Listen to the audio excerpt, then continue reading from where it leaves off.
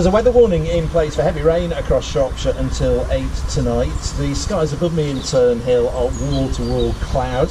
There is a break in the rain at the moment, but the showers I've seen so far have been absolutely epic. And riding through this today with her team on a bike is Professor Susie Jobling from Brunel University in London. I had to think, it is in London, isn't it? It is, West London. Right, you've seen the weather. You're Yes. still going to go and do this. Yes. Why? What are you doing? Well, it's been raining every day since the 22nd of September, so and the reason we're doing it is to raise awareness of the rising tide of lung cancer in never smokers and non-smokers, and to shine a spotlight on air pollution at the local level as a risk factor. Is that having the finger pointed at it? I guess we've been pointing the finger at air pollution for quite a bit.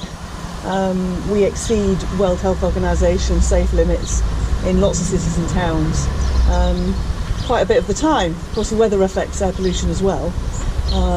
And so air pollution is the biggest environmental public health issue we now face. So it kills more people than tobacco worldwide.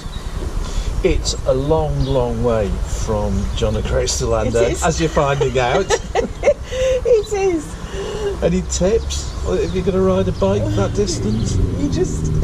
It's resolve, really. I mean, my personal reason for doing this, apart from the fact that I'm a professor of environmental toxicology, so I'm interested in environment, health and communities, is that my friend Ruth Strauss died of a never smoking lung cancer after only a year-long battle, aged 46, in December last year.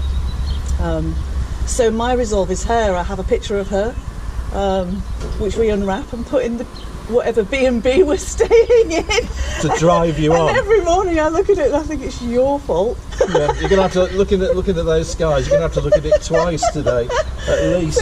So it's hard. It's hard work. And yesterday we had to abort part of one of the rides near Iron Bridge because literally brakes full on coming down to the bridge.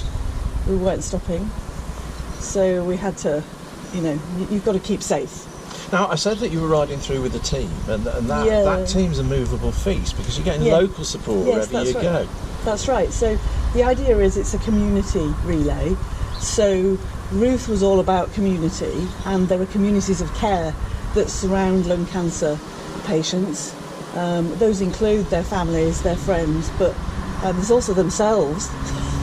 I'd like to think of them as warriors and nurses and doctors. And so today will be, when we go through Manchester, there'll be a patient joining us for a short while, and also when we get to the Christie Hospital where there's a lung cancer specialist unit, we'll be meeting up with the doctors and nurses there.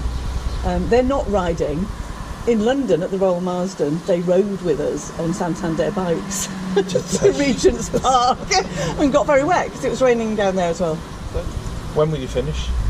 We will finish on the 6th of October. Right, still some way to go, but let's fast forward, right? So you're back at home and you're sat before a roaring fire, absolutely beautiful. That sounds nice. Looking back at the epic trip, how are you going to remember Shropshire? Wet?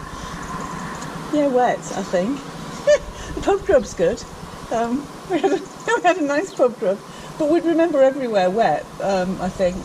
The countryside's been nice whenever we've been able to see it, beneath the clouds, I suppose. But we've also got some friends of Ruth's, other friends of Ruth's, that are meeting to cheer us on in Manchester. So I'm sure, that won't be Shropshire, it'll be Manchester, but I'll remember that. And I guess I'll remember the radio interview. Yeah, okay. But we're going to do it again next year, so because we're going to keep going until we get to our target. We'll see you here next year. Hopefully the weather will be a bit better. So currently, as far as Susie's concerned, Shropshire scores 0 out of 10 for the weather. But the food, the pub grub's really good.